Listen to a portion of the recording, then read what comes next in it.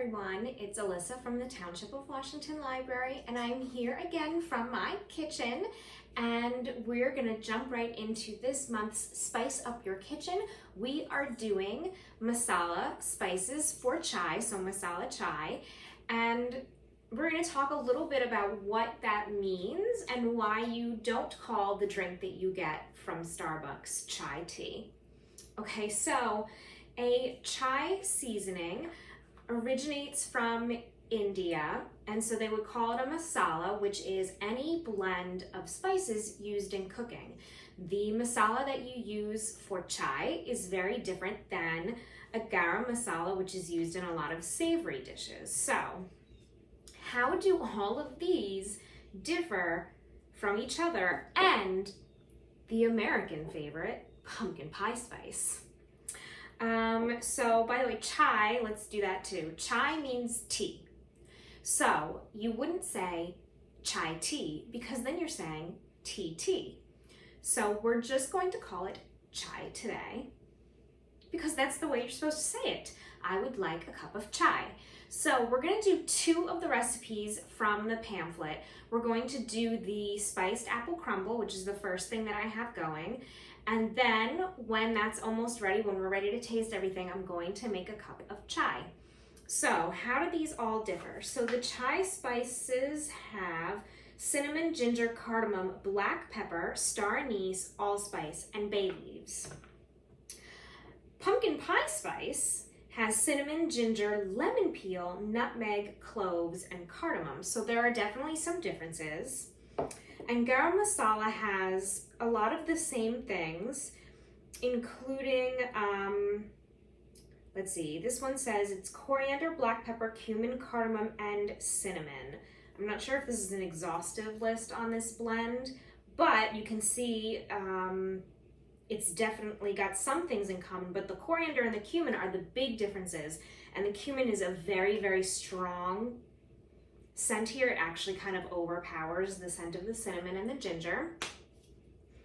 Whereas with the chai spices, I get a lot of aromatics. I can smell the star anise.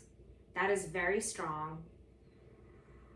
And I can smell a little bit of the cardamom. It's not a really strong scent. What else is that? And I can smell the cinnamon and the ginger. That star anise is very strong.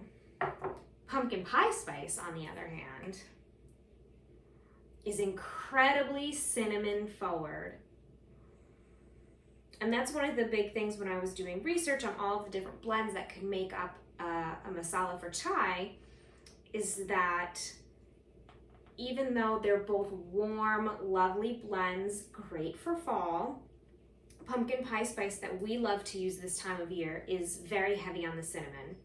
Like I said, this blend also has some lemon peel, which just creates a really nice fragrance. I like that. And then what else is in here? The ginger and the nutmeg and the cloves. And the nutmeg and cloves, that's something that here we associate with fall. Hands down, right? We love that scent. It's so warm. Very different from the star anise and the ginger in here. So I think you should try both. You should go grab some pumpkin pie spice, and you're gonna have now these chai spices. So I think you should try them. Make, something like this apple crumble and try them with different spice blends and see what happens. I don't know, or just do what I'm doing and do a little taste test. But anyway, so I'm gonna put these to the side because I don't need them anymore. We are gonna finish up my apple crumble that I started preparing here. We'll put it in the oven, and then we'll make our chai on the stove, and then we'll taste it and we'll wrap up this month's spice. Okay, so what I have already done is I have diced up my apples. I have coated them in, the recipe calls for cornstarch and your chai spices. If you don't have cornstarch, you could use something like a tapioca or an arrowroot flour, which is what I used because that's what I had at home. But cornstarch is classic, and that makes your filling thicken up. Otherwise, you're just gonna have these runny, sad apples. But that mixes with all the other ingredients, and as it heats up, bubbles, and it gets thick. That's that classic pie filling that we love. So I have this already ready to go, and then I have my oats, my flour, and cinnamon. The recipe calls for cinnamon, but I did just a touch of the chai spices as well, just because they're so fragrant and lovely. And this is chai month, right? So that's what we're doing for our spice this month. That's what I want to do. I have melted some butter, and I'm going to mix in some maple syrup to that. And that's going to be the wet that makes our crumble topping.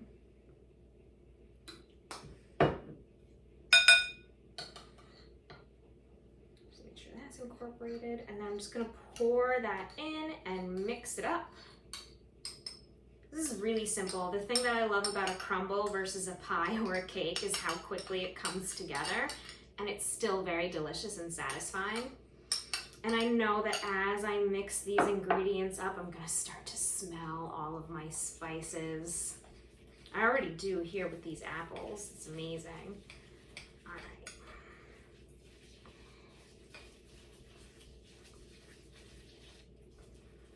I'm just mixing this all together. And I'm making, as usual, kind of a smaller serving here for myself. So I've split it up. I'm gonna use these 2 little cast iron pans. So I have 1 serving for now and 1 serving for later. But when you're making it, you'll put it all into 1 greased pan together, and you can kind of scoop it out like so. I think I need to add a little more flour to mine. Let me just add a little more flour, just to like bulk it up a little bit. It was looking a little wet and thin, but you won't have this problem if you're following the recipe exactly. But if you're new here, I never follow the recipe exactly for myself. I'm just testing it out. Okay, so my little pans are buttered. My oven is preheated to 350 degrees, so I'm gonna put these all together now.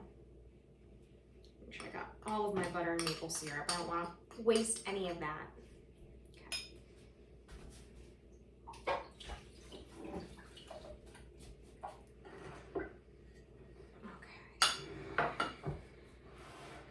So like I said, this is all buttered and ready to go. And I'm just gonna pile some apples in here.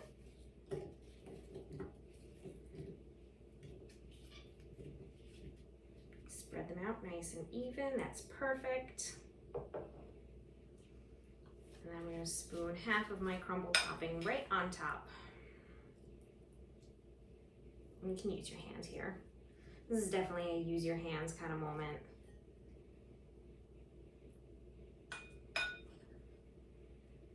And I'm gonna do the same thing to my other one, and then we're gonna bake it for, I forget how long it says in the recipe, but the main thing is you wanna make sure that your apples are cooked down and tender. So anywhere from, I think, 30 to 50 minutes, depending on the size of your container, your pan, and how finely you diced up your apples. So I'm gonna put this in the oven, and I'm gonna get to it. Okay, we are back in my kitchen and we are making the chai now. So I have the water, I brought it up to a simmer, and then I added in the spices. Once the spices come up to a boil like this, let me just give it a little stir. This also includes fresh ginger as well. You can just grate some in, it makes all the difference. You're gonna add your black tea. I have 2 black tea bags. You can use loose tea if you have that. We only want this to boil, now that it's come up to a boil, we only want it to boil for a minute. Any longer than that, and your tea is gonna get bitter, right? If you love tea, you know, it can get pretty bitter, especially like a black tea or a green tea if you leave it for too long.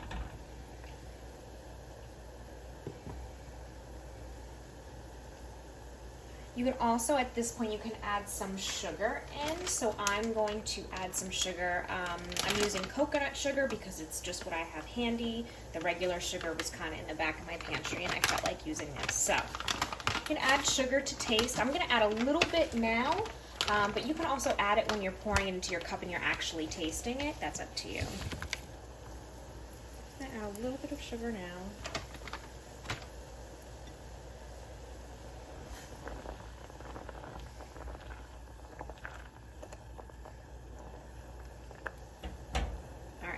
just about at a minute here. I'm going to turn this down just a smidge, and I'm going to add in my milk or milk substitute.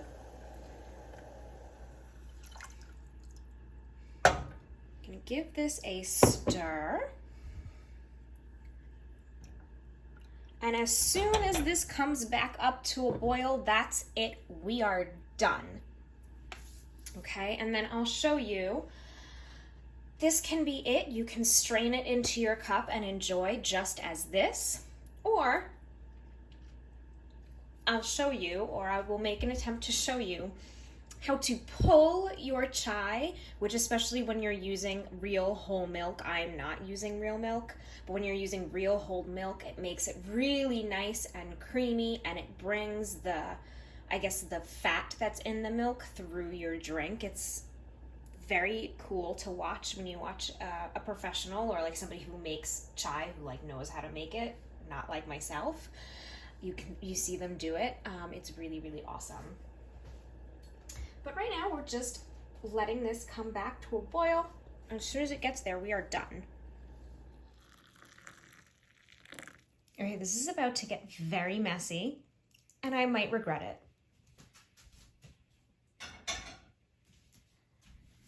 But so what you do when you're pulling chai, here's our crumble. When you're pulling chai the real way is you kind of do it from high up. Oh my gosh, I'm gonna regret this. And you just kind of go back and forth. This is gonna be a mess. Yep, it's a mess. But I guess this helps with the, like I said, the fat from the milk. I could do this over a sink. It would be smarter, but here we are. Okay, so that's our chai adventure for today. It smells very good in my kitchen. The thing that I noticed when I told you I gave this a little taste before, is that it is much warmer than a pumpkin pie spice. And that comes from the ginger and the black pepper. And maybe we'll do bay leaves one time, because I don't really understand what they do or what the difference is when something does or doesn't have a bay leaf. I just know sometimes when you're making a soup, you toss one in. But I think that might be the bay leaf, because there's something herbaceous here that I don't quite know. But it is not as cinnamon forward as pumpkin pie spice. There is definitely cinnamon, so if you don't like cinnamon, you're not gonna like this. But pumpkin pie spice is just that cinnamon and the clove. This is different because it's cardamom, cinnamon, the ginger is heavy, the pepper, it's really different. This crumble is delicious, and I highly recommend it with some whipped cream or cold vanilla ice cream. This is really good.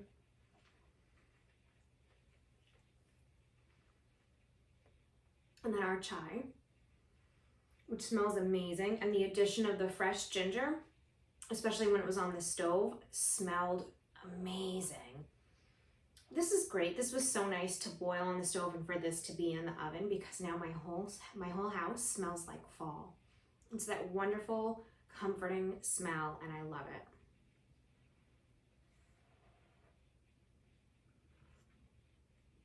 This is so good. This is so good. When you get like a good chai, you can taste the tea, right? You don't want it to just taste like milk and spices. You want the tea. But this also has plenty of spice and flavor, and it's creamy. Of course, that also depends on what your milk or milk substitute is. Again, if you're using a milk substitute, don't use almond milk. Go for something creamier like a cashew. I used hemp, but regular whole milk is best, because then you get that distribution of the fats in your chai, and it just better. But I don't drink milk, so.